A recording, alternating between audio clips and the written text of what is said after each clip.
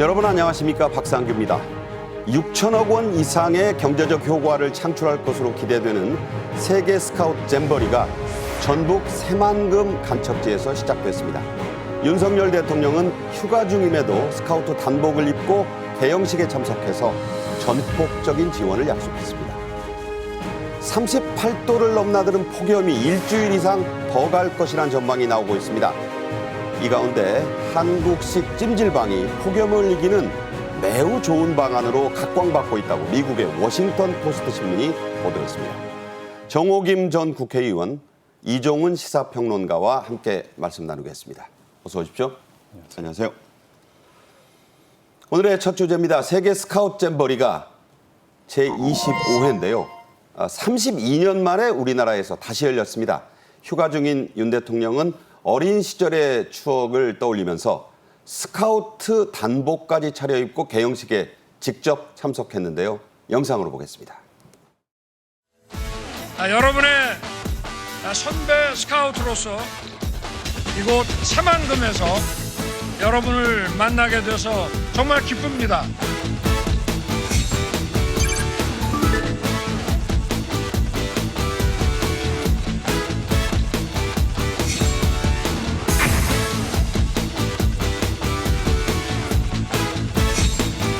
저 역시 어린 시절 스카우트의 경험이 인생을 살아가는데 큰 힘이 되었습니다.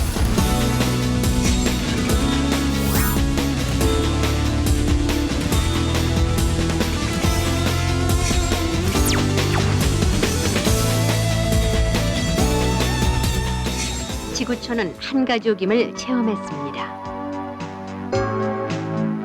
대회 닷새째인 8월 12일에는 노태우 대통령이 이곳 야영장을 찾아서 각국에서 참가한 스카우트 대원들을 격려했습니다.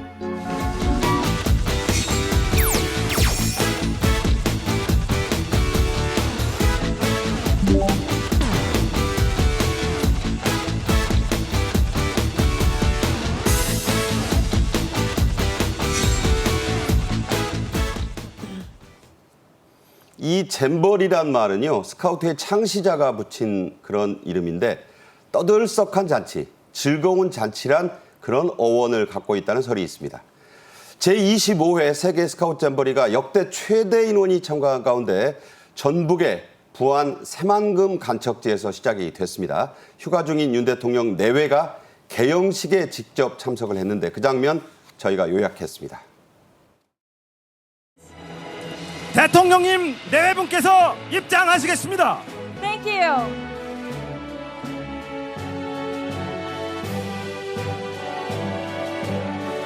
선배 스카우트로서 이곳 새만금에서 여러분을 만나게 돼서 정말 기쁩니다. 마음껏 젊음을 즐기시고 전 세계 스카우트들과 멋진 추억을 만드시기 바랍니다.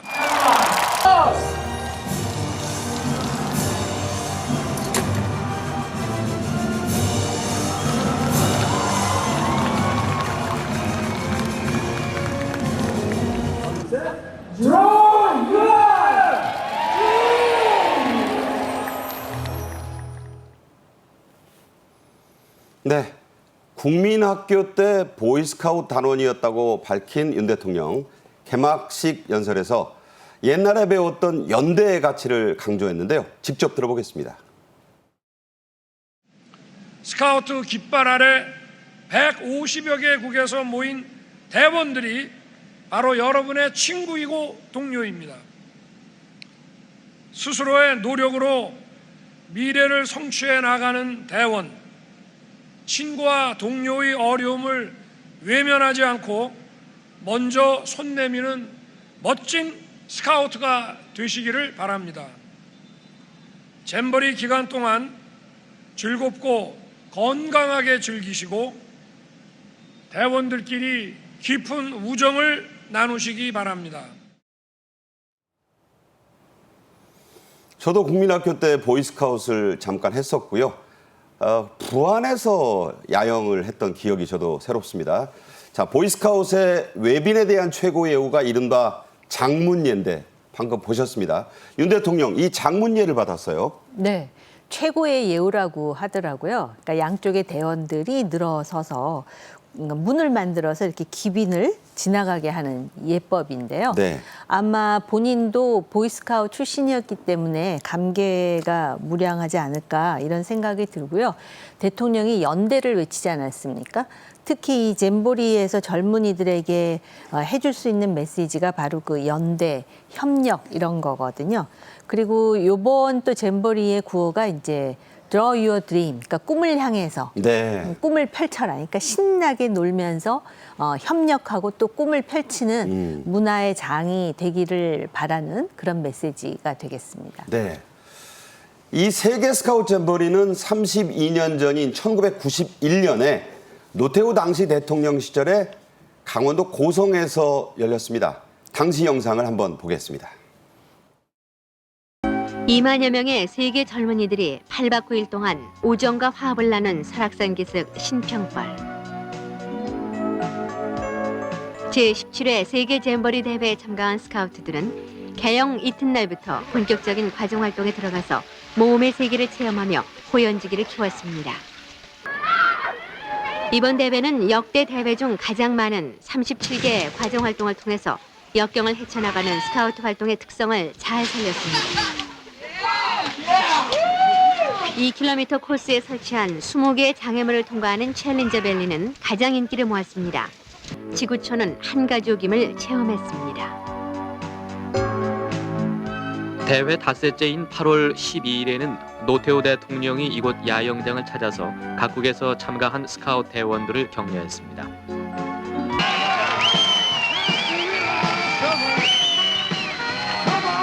지구촌 젊은이들은 4년 후인 1995년 네덜란드에서 다시 만날 것을 기약하면서 아쉬운 석별의 정을 나누었습니다.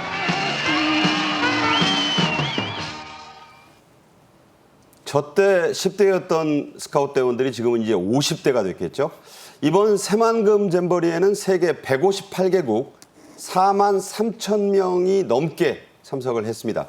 역대 최고 기록이죠? 네, 그렇다고 합니다. 그러니까 뭐 이 규모가 이런 정도의 소년들이 참가하는 대회 사실 보기 드물지 않습니까?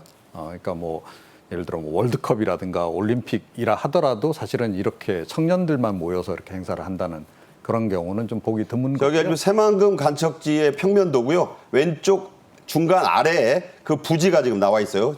저 네. 파란색으로 표시된 곳입니다. 예, 그래서 이 부지만 보더라도 여의도 면적의 3배. 예, 그러니까 뭐 굉장히 넓은 규모라고 이제 봐야 됩니다. 그만큼 이제 인원수가 많기 때문에 이제 그런 것이기도 하고요. 여기 스카우트 대원만 하더라도 3만 명. 나머지 이제 운영 요원하고 이제 지도자들도 한 3천 명 정도 함께 이제 참여를 이번에 이제 하기 때문에 하여튼 역대급 행사가 지금 진행이 되고 있다.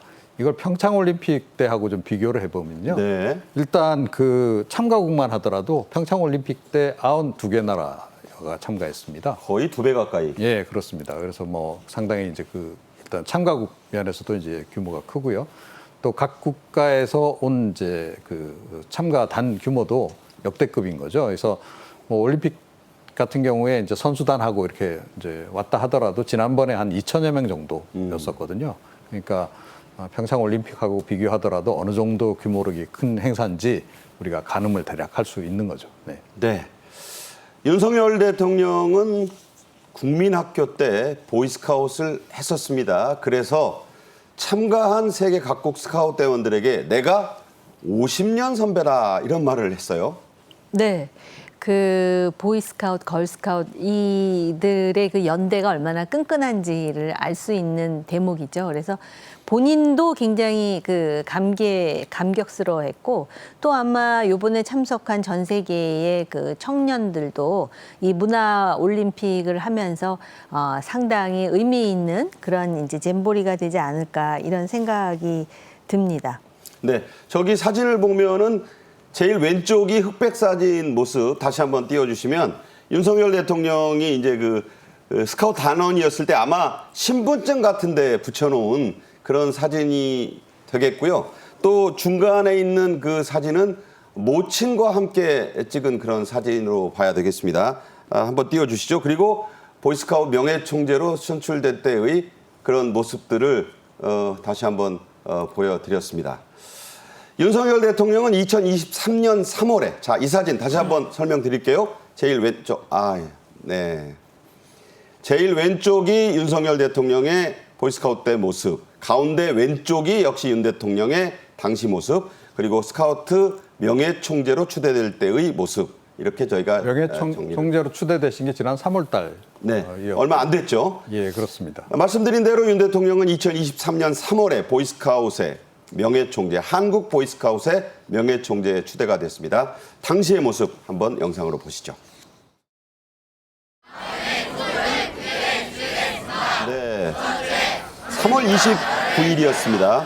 저 세 손가락을 쳐드는 게 보이스카우트들의 그 상징이에요. 경례도 저 세 손가락으로 합니다. 저게 저 창립 이후 1세기가량 지금 유지되어 있는 전통인데요.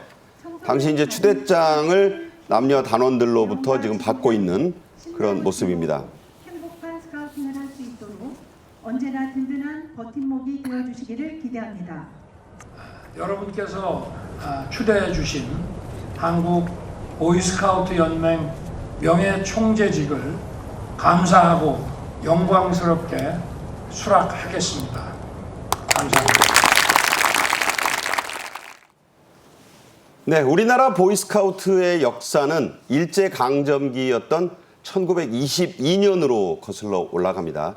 당시의 명칭은 조선 소년군이었어요. 네. 그러니까 뭐 그 당시 다운 그런 이제 이름을 이제 지었다 이렇게 이제 보시면 되는데요. 이 스카우트가 처음 시작이 된 게 1907년입니다. 영국에서 단원 20명으로 이제 시작을 했고 그렇게 보면 이제 우리나라도 15년 뒤에 들어온 거네요. 예, 일제 강점기임에도 불구하고 비교적 초기부터 이제 동참을 했다. 이제 이렇게 이제 보시면 되고. 그리고 이제 건국이 된 1948년에 국호 변경이 됐고 따라서 대한소년단으로 일단 이름이 한번 바뀌었고요. 네, 그렇습니다. 그리고 이제 이 보이스카우트 한국 연맹으로 이제 이름이 이제 그 이후에 이제 바뀌게 이제 되는 거고요. 한국 스카우트 연맹이 이제 2001년에 이제 이 이름으로 현재 이름으로 이제 확정이 되게 되는데 이때 이제 여성 단원들도 이제 받기 시작하면서 그게 이제 2001년에 네, 맞습니다. 여성 대원이 들어오면서 한국 스카우트 연맹으로 명칭이 바뀌게 됐다는 얘기입니다. 예, 그렇습니다. 네. 그래서 이제 현재 이제 이루고 있는 이제 그런 그 상황입니다. 2022년 작년에 창립 1세기가 됐고, 그렇죠. 그리고 이제 올해가 101년째 되는 그런 해라는 뜻입니다. 자, 윤 대통령에 앞서서요, 박정희 전 대통령은 세계 스카우트 연맹의 명예총재였습니다. 부인 유경수 여사도 걸스카우트 명예총재를 맡아서 그때 아주 보이스카우트가 융성했었는데 당시의 모습 영상으로 보겠습니다. 한국 걸스카우트 연맹 창립 25주년 기념식이 유경수 명예총재를 비롯해서 수많은 회원들이 모인 가운데 서울에서 열렸는데 이들은 걸스카우트 본래의 목표인 사랑과 봉사의 정신을 널리 펼 것을 다짐했습니다. 네, 저 뭐 정우김 의원께서 학창 시절에도 그 보이스카우트 말고 걸스카우트 학교 있지 않았었습니까? 네, 그래서 걸스카웃에 또 입단하는 친구들도 굉장히 많았었습니다. 직접 하시진 않았고요. 저는 안 했었어요. 네. 그래서 그 당시에는 특히 또 보이스카웃, 걸스카웃의 그 유니폼에 매료돼가지고 또 그런 시절이었어요. 네. 60년대, 70년대. 그게 또 멋있어 보였던 뭐 시절이죠. 그런 부분도 있고 또 이제 연대를 강조하니까 그런 거에 이렇게 입단을 해갖고 봉사활동도 하고 또 그 여럿이 모여서 그 협력하는 그런 트레이닝을 받기도 하고 그리고 또 보이스카우트 또 걸스카우트 출신이라고 하면은 이제 봉사 정신을 또 거기서 배우기 때문에 네. 이미지를 구축하는 데도 상당히 그 좋았죠. 그러니까 텐트를 치고 밖에서 이렇게 같이 부모님을 떠나서 야행 생활한다는 네. 것이 그때만 해도 한국에 쉽지 않았던 시기에 여름에 아주 인기가 있었다고 저는 기억이 나는데요. 그렇습니다. 그래서 보이스카우트, 걸스카우트를 통해서 그렇게 야영을 하는 그런 친구들도 있었고요. 이게 이제 그 하나의 그 법례가 되면서 다양한 프로그램이 이제 70년대, 80년대 만들어지기 시작하죠. 그리고 또 우리나라 부모님들이 굉장히 그 교육에 열정적이잖아요. 그렇기 때문에 자식을 이렇게 그 보이스카우트나 걸스카우트에 입단시키는 부모도 있고 또 그런 제가 말씀드린 그런 어떤 행사나 활동에 참여시키고 그런 사례들이 많았었습니다. 네. 스카우트 세계 잼버리는 4년마다 열립니다. 그래서 이번이 25회인데 이게 이제 청년 올림픽이다. 그래서 문화 올림픽으로도 불립니다. 윤 대통령도 언급했지만 K-팝 등 문화 콘텐츠 행사가 17개나 이번에 잼버리에서 열리고요. 참가한 외국 대원들은 잼버리에 앞서 일찌감치 몇만 명이 입국을 했습니다. 그래서 뭐 BTS 성지순례도 하고 뭐 대구, 전주, 인근 지역도 돌고 경주도 가고 뭐 이런 게 보도가 되고 있어요. 자, 이런 부분이 잼버리가 끝난 뒤에까지 이어진다면 그야말로 한 4만 명의 미래의 세계 그 문화사절들이 왔다고도 볼 수 있는 거예요. 아, 그렇죠. 그러니까 이게 이제 어떤 행사든 그렇지만 이제 큰 국제 행사 같은 경우에는 전후방 효과가 있습니다.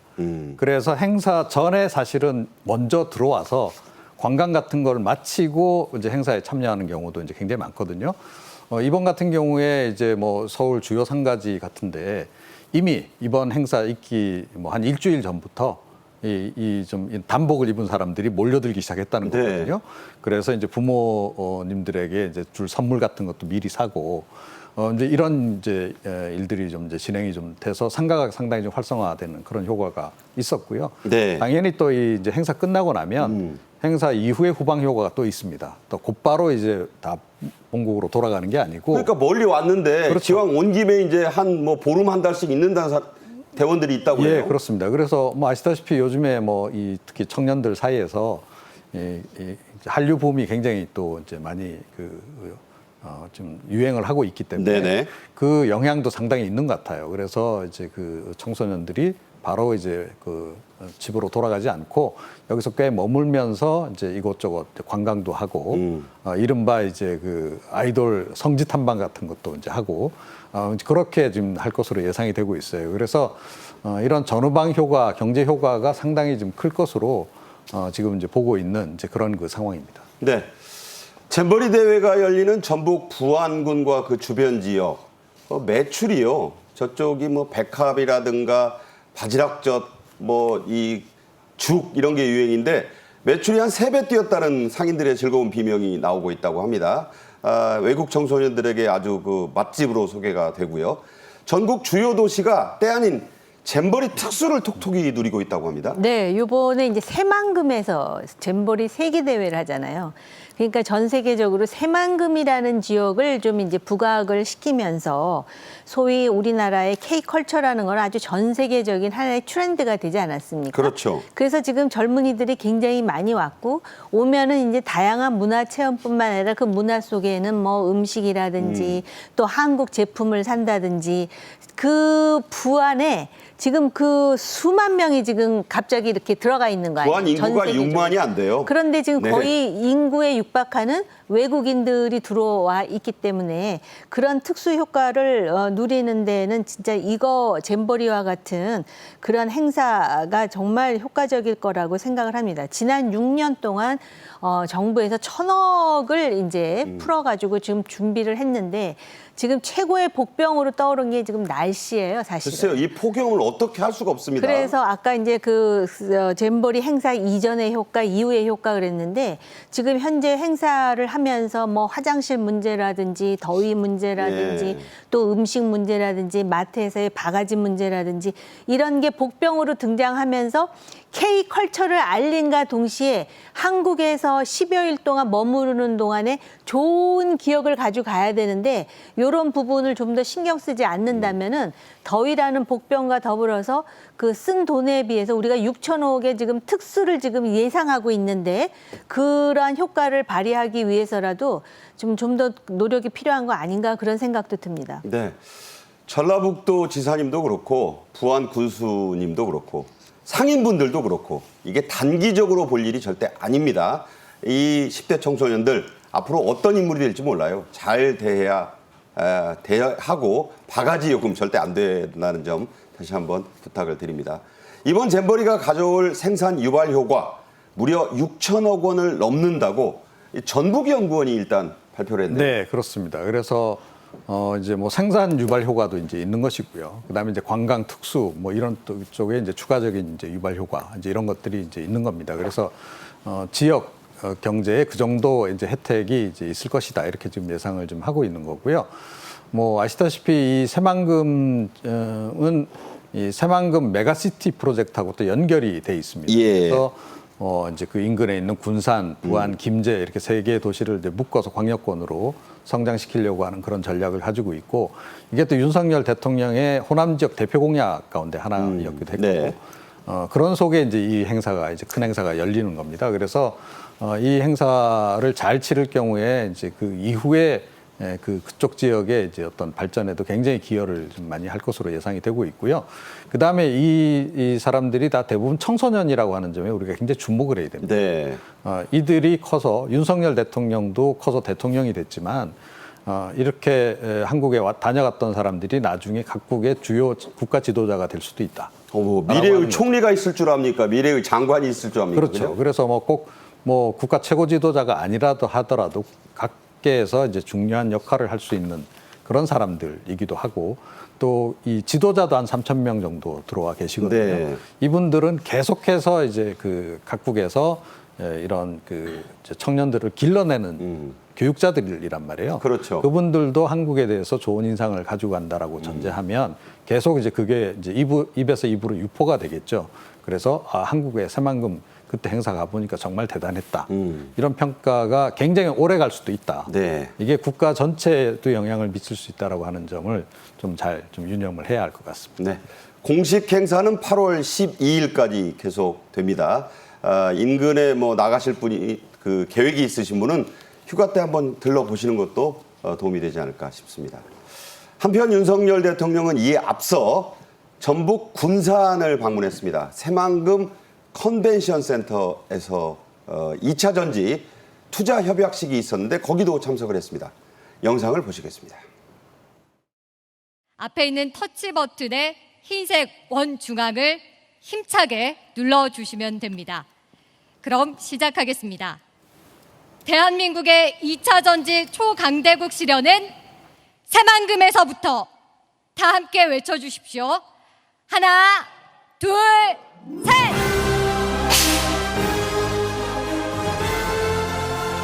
여러분 큰 박수로 축하해 주십시오.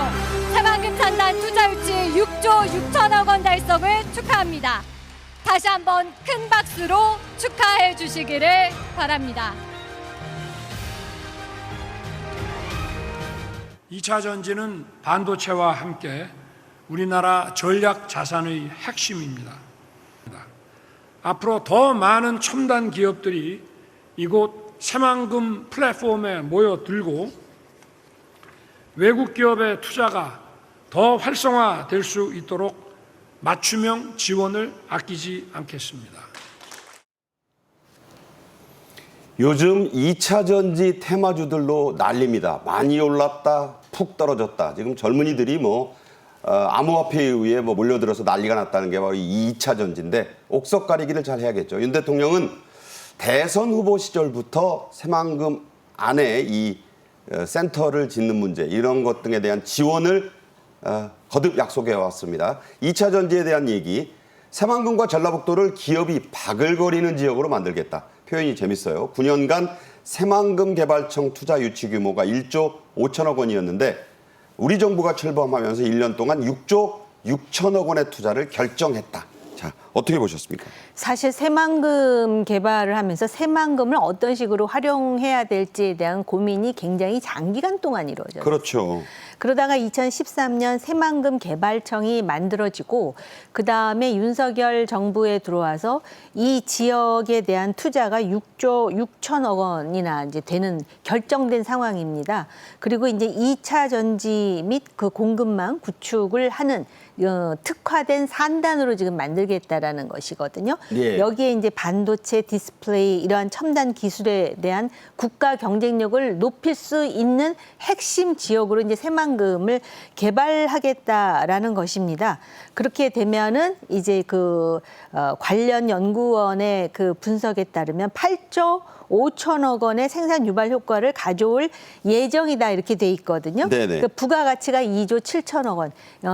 이렇게 얘기를 하면은 상당히 이제 핑크빛 그런 전망이다라고 하실 수 있는데, 그러니까 어떻게 하느냐에 달려 있겠죠. 근데 제가 이제 한 가지 여기다 첨언을 하자면은 네네. 지금 이런 식의 개발을 다른 나라에서도 하고 있더라고요. 똑같은 건 아니지만 사우디아라비아의 네옴시티라든지 그렇죠. 또 일본에서도 그 토요타 우븐시티라 그래서 지금 토요타시가 있어요. 그런데 우븐시티라 해서 굉장히 미래지향적이고 또 사람들이 정말 가서 살고 싶게끔 그러니까는 기업만 유치해 갖고 사람들이 바글거리는 수준이 아니라 오히려 많은 젊은 사람들이 들어와서 입주하고 여기서 교육이라든지 복지 후생이 네. 완전히 해결될 수 있는 새만금이라는 데가 엄청난 지역이잖아요. 이미 네네. 여의도의 3배나 된다라고 이제 이 박사님도 말씀하셨는데 그런 지역으로 이제 설계를 해가지고선 그 전라북도의 어떤 핵심 산단이 된다면 이것이 이제 궁극적으로 우리나라가 모든 게 지금 수도권에 몰려 있지 않습니까?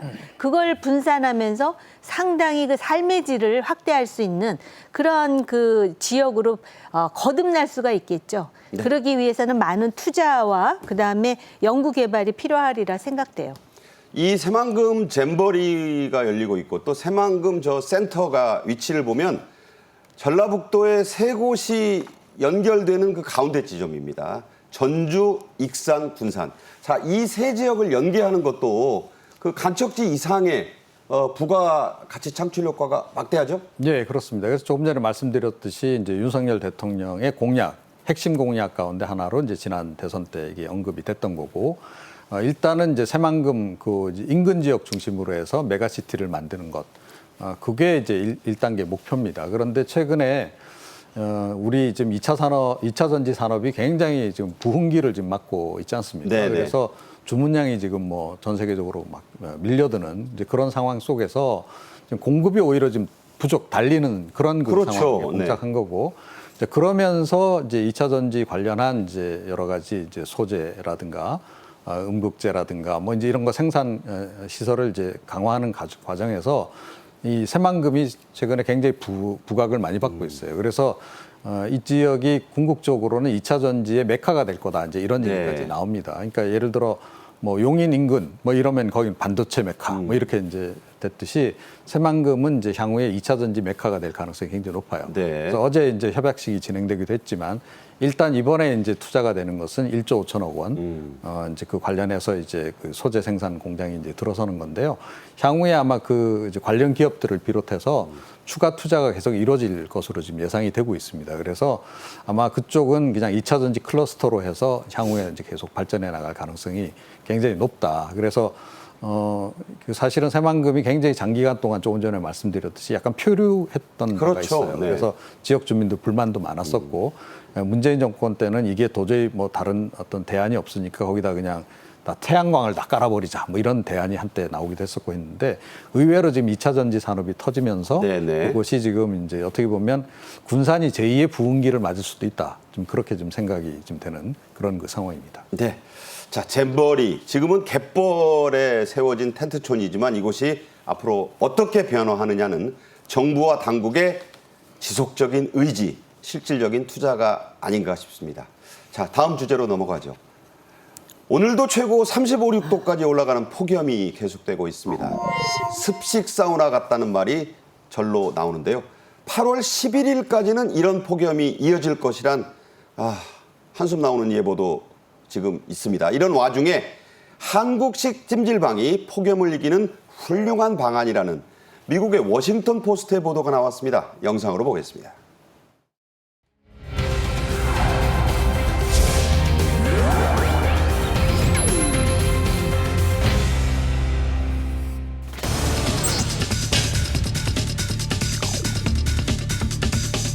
선풍기가 있어도 방이 좁으니까 틀면은 모든 것이 옷 같은데 먼지가 다 끼었거든요. 이게.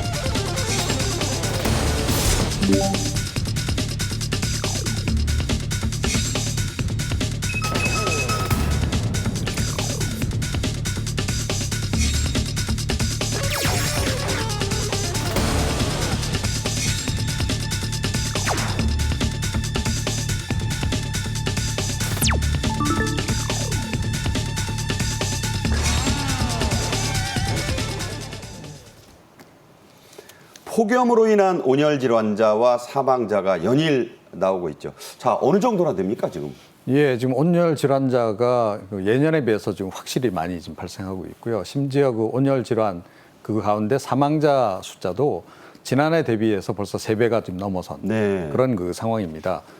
이제 그래서 지금 굉장히 지금 각 지자체들도 긴장을 하고 있고 중앙 정부 차원에서도 지금 이제 긴장을 좀 하고 있는 상황에서 윤석열 대통령이 안 그래도 국무회의 며칠 전에 이제 그 모두 발언에서도 특히 온열 질환, 이 폭우에 대한 그 대비책 강구 이걸 굉장히 또 강조를 한 바가 안 그래도 있습니다. 네, 중앙 정부 각 지자체도 잇따라 긴급 대책을 내놓고 있습니다. 주로 어떤 것들인가요? 지금 뭐 기후 온난화가 아니라 열탕화라고 할 정도이기 때문에 끓고 있다. 뭐 보일링이라고 하더군요. 그렇습니다. 그래서 행안부에서 일단 폭염 상황을 대비해서 중대본 1단계를 지금 가동한 상황인데요. 특히 이제 그 폭염 위기 경보 수준을 지금 심각 단계로 이게 4년 만에 심각 단계로 격상한 거라고 그러니까요. 합니다. 그 정도로 지금 덥습니다. 그리고 우리나라가 습기가 높다 보니까 체감 온도가 훨씬 높고요. 그 옛날에는 이제 더위 먹었다 그러면 일사병 걸려갖고 좀 쉬면은 일어나고 그런 수준인데 지금은 사망자가 생기는 수준 아니겠습니까? 돌아가시는 분들이 막 나와요. 특히 이제 그 논밭일을 하시는 분들이 젊은이들이 전부 도시로 이제 옮겨가다 보니까는 어르신들이 많은데 많죠. 어르신들이 바로 이제 그 논밭일을 하다 갑자기 쓰러져서 사망하는 예까지 나오다 보니까 누가 바로 어떻게 이게 조치도 못 취하니까. 그렇습니다. 그래서 무더위 쉼터를 확충하고 이제 논밭일을 드론을 띄워갖고 지금 감시한다는 거거든요. 그래서 드론 안전관리단도 활용하고 또 전라북도 같은 경우에는 재난도우미를 5만 5천 명을 지금 동원했다 그러는데 이게 지금 뭔가 이렇게 시스템으로 구축해서 상당히 효율적으로 이것이 활용되지 않는다면은 오히려 재난도우미를 포함해서 그렇게 일하는 사람들이 현지에 있는 주민들보다 더 많을 수 있는 비효율이 될 수도 있기 때문에 이번에는 지금 당장 이제 더위에 대응해야 되기 때문에 그렇지만은 이것 자체를 굉장히 시스템적으로 가동할 수 있는 방법을 고안해야 되지 않는가 이런 생각도 듭니다. 말씀 들어보면 배보다 배꼽이 더 큰 상황은 만들지 말아야 된다 이런 말씀 같아요. 보통은 밤에도 기온이 25도 이상으로 올라가면 열대야라고 하죠. 그런데 요즘은 30도를 넘나드는 곳들이 속출하고 있다고 하면 이거 뭐 열대지방, 아프리카만 그렇죠. 있는 건 아니에요? 예, 그렇습니다. 그래서 뭐 우리나라 지금 기후 자체가 거의 지금 이제 그 뭐 동남아 수준으로 바뀐 거 아니냐 그런 얘기를 많이 합니다. 그러니까 실제로 뭐 그쪽에서나 볼 수 있는 스콜 현상, 그러니까 집중호우라든가 이런 것도 지금 굉장히 빈발하고 있는 그런 상황이기도 하고요. 당연히 지금 열대야, 과거 같으면 어쩌다 한번 또 한 2, 3일 가다가 그냥 뭐 대략 이제 풀리고 그런 정도였다라고 한다면 지금 상황은 이제 오늘 같은 경우에 한낮 기온이 뭐 40도까지 올라간다는 거 아닙니까? 이제 이렇게 되면 이제 그 심야 시간의 온도도 30도를 상회할 경우가 발생하는 거죠. 이제 그런 지역 같은 경우에는 뭐 밤에 거의 집안에서 뭐 숨이 턱턱 차서 도저히 잠을 잘 수가 없는 그런 상황이 이제 벌어질 수밖에 없는 거고요. 특히 뭐 제주도는 아무래도 남쪽이다 보니까 그래서 좀 더한 것 같은데 제주도 지역 같은 경우에도 열대야가 지금 벌써 뭐 한 일주일가량 이어지고 있는 그런 상황인 것으로 전해지고 있습니다. 제 기억으로는 1994년, 29년 전의 여름을 아주 끔찍하게 떠올리는 분들이 많아요. 오죽하면 응답하라 1994 같은 드라마에도 나오지 않습니까? 저도 기억이 납니다만. 자, 행정안전부는 전국 6만여 곳에 무더위 쉼터를 마련했습니다. 자, 이게 어디 있는지 어떻게 확인을 해볼 수가 있을까요? 네, 여기 보니까는 경로당, 주민센터, 보건소, 학교, 금융기관 등을 지금 행안부가 지정을 했다라는 거예요. 네. 그래서 그 행안부 아마 이제 사이트로 들어가야 되겠죠. 재난안전 포털. 네, 그래서 네이버 지도라든지 또는 안전 디딤돌을 통해서 이제 확인할 수가 있는데요. 그냥 제 상식으로 보면 여기 경로당, 주민센터, 보건소 이런 지역은 더우면은 많은 분들이 이미 들어가서 그 소위 더위를 피하는 그런 장소로 활용하시고 있는 중이라고 저는 생각을 하거든요. 네네. 그렇기 때문에 이러한 장소를 지정하는 것에 더해서 또 이렇게 더위에 그 괴로워하시는 분들을 이렇게 안내할 수 있는 네. 그런 시스템도 좀 필요하지 않을까 이런 생각이 듭니다. 네. 특히 이럴 때 힘든 분들이 이 취약계층, 특히 노숙인, 쪽방촌에 사시는 분들입니다. 이런 분들을 위한 특별 대책도 나왔다고 하는데 어떤 게 있나요? 네, 그러니까 이 부분도 안 그래도 윤석열 대통령이 이제 국무회의 때 그러니까 야외에서 이제 노동하시는 분들, 그 다음에 이제 쪽방촌 노인들 좀 각별히 챙기라고 이제 언급을 한 바도 있고요. 그래서 지금 쪽방촌에 계신 분들 같은 경우에 좁은 공간에서 아무래도 생활하시다 보니까 환기도 잘 안 되고. 네, 저런 곳입니다. 네, 그래서 이제 거의 뭐 찜통 같은 곳에서 생활하신다 이렇게 보시면 됩니다. 그리고 뭐 저런 데서 선풍기라든가 이런 거라도 좀 활용이 되면 좋을 텐데 생활이 어려우셔서 또는 전기료가 워낙 많이 나오니까 그것조차도 이렇게 뭐 이렇게 손쉽게 뭐 활용을 못하는 이런 상황들까지 벌어지고 있어요. 그래서 지금 이제 그 일종의 이제 쉼터를 저 지역 인근에다 곳곳에다가 이제 좀 마련을 해서 한낮에 굉장히 더울 때라든가 이제 밤에 잠자기 어려우실 때 가서 좀 그곳에서 생활을 하실 수 있도록 그런 이제 쉼터에는 당연히 이제 에어컨이라든가 이런 게 이제 돼 있는 곳이죠. 주로 이제 그 각 지역에 있는 이제 공공기관들이 이제 공공시설물들이 임시 그 쉼터로 지금 활용이 지금 되고 있는 것으로 그렇게 좀 전해지고 있고요. 최근엔 조금 전에 말씀드렸듯이 예전에는 그냥 낮에 그냥 더워서 쉼터에 잠식 하셨다가 어떤 노인분들은 이제 은행 같은 데 이렇게 가시기도 하고 그렇죠. 그랬잖아요. 그랬다가 이제 좀 더위가 가시면 저녁 때 이제 집에 가서 주무시고 했는데 이 열대야까지 이제 심해지니까 특히 쪽방촌에 계신 분들은 밤에도 이제 견디기 어려운 거죠. 그래서 24시간 기본적으로 이제 개방을 하는 시스템으로 지금 운영을 하고 있는 상황입니다. 네, 문제는 밤입니다. 낮에는 뭐 어디 밖에 나가라도 계시거나 이런 데 가는데 자, 일과가 끝난 밤에도 아까 말씀드린 대로 30도까지 올라가고 이러니까 밤더위 쉼터가 나왔습니다. 자, 어떤 건지 소개를 좀 해드리겠습니다. 쪽방촌 주민들을 위한 밤더위 대피소입니다. 서울시가 7, 8월 2달간 일단 한시적으로 지정해서 운영하고 올해 첫 도입됐는데 서울역, 영등포, 종로 앞 목욕탕 3곳을 우선 지정을 했고요. 이곳에 무료 이용권을 한 사람 앞에 10장을 드립니다. 그래서 그 서울시가 쪽방촌 주민분이 안 오더라도 목욕탕에 손해 없게 이걸 400에서 800명분의 목욕비를 지급할 예정이다. 자, 이게 처음에는 좋은 정책으로 젊은 공무원이 아이디어를 냈는데 안 오니까 홍보가 덜 돼서 주인들 손해가 좀 있어서 이렇게 했다고 하는 말이 있습니다. 네, 그러니까는 저도 조금 이해가 안 되는데 그 어려우신 분들, 특히 쪽방촌에 계신 분들을 위해서 그러니까 쿠폰을 지급하는 거잖아요. 가서 이제 쉬면서 목욕하라. 근데 그 에어컨 나오니까 거기서 주무시고요. 안 오는 것을 대비해 갖고 또 목욕탕 주인에게 지금 400에서 800명분의 목욕비를 이제 지급할 예정이라 그랬는데 조금 더 이제 머리를 좀 써야 되지 않을까 이런 생각이 듭니다. 왜냐하면은 적극적으로 일단 쪽방촌에 계신 분들이 지금 활용하도록 유도하는 것과 더불어서 만약에 거기서 손해를 봤을 경우에 이거를 이렇게 뭐 주는 거는 쉬워요. 정책으로, 네네. 국가 예산으로.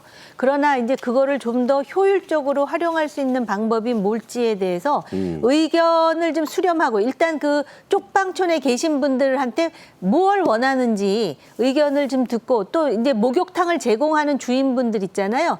그분들의 애로사항이 뭔지를 해가지고 좀 합리적인 대안을 좀 고민할 필요가 더 있는 게 아닌가 개인적으로 그런 생각이 들었습니다. 네, 처음 도입한 데도니까 이제 여러 시행착오가 있으니까 운영을 하면서 보완을 해야 되겠죠. 이런 대피소를 운영하는 지자체에는 중앙정부가 냉방비를 포함한 관리 운영비를 지원하겠다고 했다는데 어떻게 준다는 거죠? 네, 그러니까 이제 조금 전에 이제 말씀하셨다시피 이제 아무래도 그 야간에 심야에까지 이제 운영을 하다 보면 이제 비용이 이제 추가로 더 들게 되는 거죠. 그래서 이제 그 예를 들어 목욕탕 운영하는 주인 입장에서는 이제 심야 운영이 상당히 부담스러운 겁니다. 경제적으로. 그래서 이제 그 부분에 대해서 이제 서울시도 이제 조금 전에 말씀하셨듯이 이제 그런 식으로 보전을 해주는 이제 그런 결정을 내린 건데 지금 상황을 어떻게 지금 인식을 하고 있는 거냐면요. 서울시가 이제 이 제도를 시행하면서 이제 발표한 바가 이제 그건데 이게 재해재난이라는 겁니다. 네. 이런 염 자체도 재해재난에 해당하기 때문에 그에 준하는 이제 대응을 하겠다. 이런 얘기입니다. 그러니까 평상시 대응하는 그런 정책하고 달리 지금 긴급 대응에 해당한다. 이제 이렇게 보는 거고요. 당연히 이제 중앙정부 차원에서도 그렇게 지금 인식을 하고 있습니다. 그래서 일단은 이제 서울시에서 이걸 이제 시작을 하긴 했는데 제가 보건대는 조만간 이제 전국 지자체에서도 이렇게 할 가능성이 높고요. 그렇게 되면 중앙정부 차원에서 재해재난 명목으로 해서 추가적인 예산 지원 같은 것들이 지금 이루어질 예정이고요. 지금 뭐 에너지 바우처 같은 것도 지금 이제 많이 활용을 하고 있는데 그 부분에 대한 예산 지원도 강화할 것으로 전해지고 있습니다. 네. 자, 이제 우리는 더위, 이 폭염이 재해 재난에 해당되는 시대에 살고 있다. 이런 점 명심을 해야 되겠습니다. 미국의 워싱턴 포스트 신문 유력지죠. 한국식 사우나, 코리안 사우나, 즉 찜질방이 전 세계적인 인기를 끌고 있다. 이런 재미난 보도를 내놨습니다.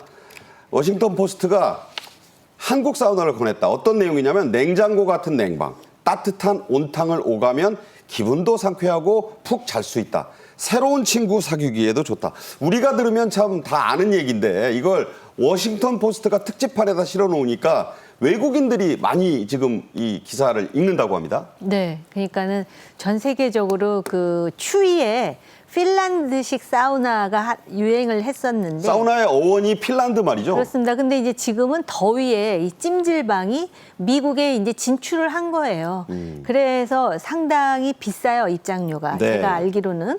그래서 이제 한국인들에 의해서 그 비즈니스가 성업을 하다 보니까 아마 미국인 기자의 눈에는 이게 굉장히 신박해 보였던 것 네. 같습니다. 왜냐하면은 더위에 찜질로 이열치열을 하면서 또 거기다가 이제 그 다양한 그 한국식 스낵이 있잖아요. 이것도 소금방도 있고 K-컬처죠. 네. 그런 것이 그 더위를 이기는데 주요하다 해갖고 소개를 했던 것 같습니다. 네.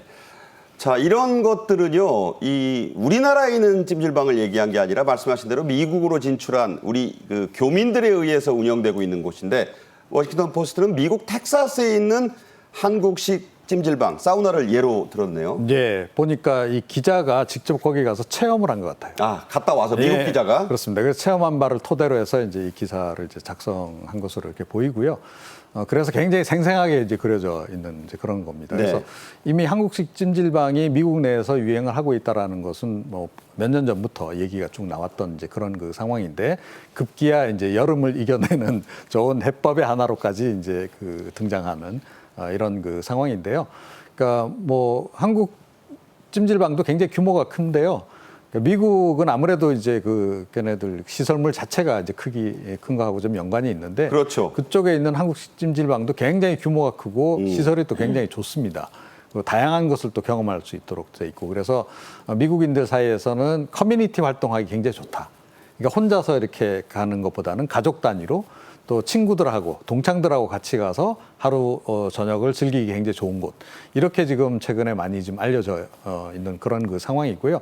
아시다시피 뭐 찜질방에 가면 거의 모든 게 가능하지 않습니까? 네, 먹는 것까지. 예, 그러니까 식사도 요즘에 또 이 K푸드도 뜨고 있기 때문에. 그러니까 워싱턴 포스트는 네. 새로운 친구 사귀기에도 좋다. 아주 이색적인 그런 소개도 했어요. 예, 그렇습니다. 그래서 제가 조금 전에 이제 커뮤니티 활동하기 좋다 이제 이런 말씀을 드린 거고요. 그러니까 모임을 아예 찜질방에서 이렇게 하는 그런 경우도 그래서 있는 것으로 이렇게 전해지고 있습니다.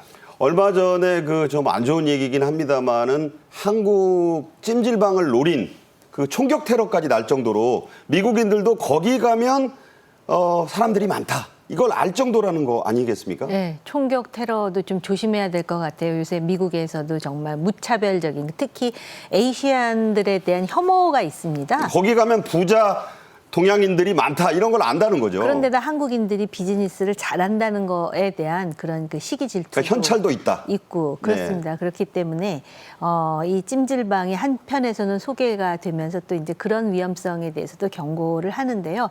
아무튼 찜질방의 국제화에 있어서 좋은 벤치마킹이 바로 이 미국에서의 찜질방이 아닐까 이런 생각도 듭니다. 네.